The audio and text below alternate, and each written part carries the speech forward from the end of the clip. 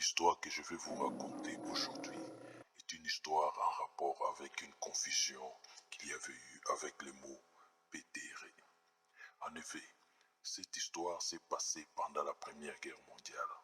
Les chrétiens catholiques français étaient allés se réfugier en Italie. Chaque dimanche, ils bénéficiaient de l'office d'un prêtre français qui s'y était aussi réfugié.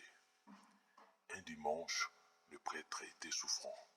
Ne pouvant pas célébrer, il confia la tâche à un de ses amis prêtres qui se débrouillait un peu avec le français. Ce dimanche, on devait parler de la prière. Le prêtre s'était bien préparé et avait mémorisé les mots-clés en français pour faire l'homélie.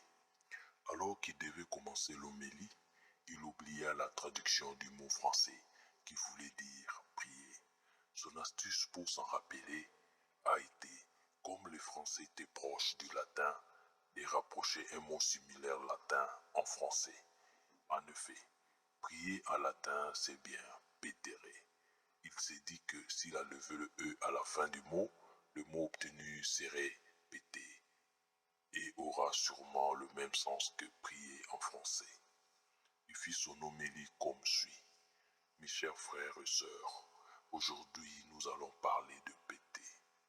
Évidemment, tout le monde ouvrit les yeux étonné du thème. Il continua comme suit. Péter, c'est quoi?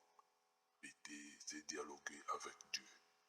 Pour nous chrétiens, Dieu est notre Père et en cas de besoin, nous dialoguons avec lui par des pètes. Le problème préoccupant est de savoir comment péter. Quand faut-il péter? Où faut-il péter et pour quel type de pète? Comment péter? Nous pouvons péter à haute voix ou silencieusement selon les cas. À haute voix quand on est seul, quand on est ensemble, mais que le bruit du pète ne dérangera personne. Mais à d'autres endroits, nous le ferons d'une manière silencieuse.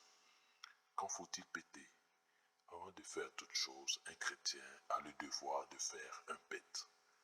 Tu veux manger, tu fais un pète. Tu veux dormir, tu fais un pète. Avant de faire du sport, tu fais un pète. Avant de travailler, tu fais un pète. Tout rassemblement des chrétiens doit commencer par un pète. Où faut-il péter? Il n'existe pas de limite d'endroit où faire un pète. Dans un taxi, tu le fais. À la maison, tu le fais. Comme à l'église, bien sûr, tu le fais. Devant tes amis, tu le fais. Même devant le président de la République, tu peux le faire. Seul, tu le fais. En public aussi, tu le fais.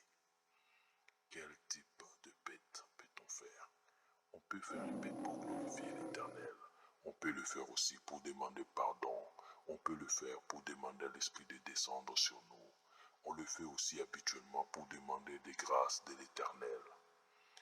Notre célébration est d'ailleurs un ensemble de pètes qui se termine par un pet d'action, des grâces.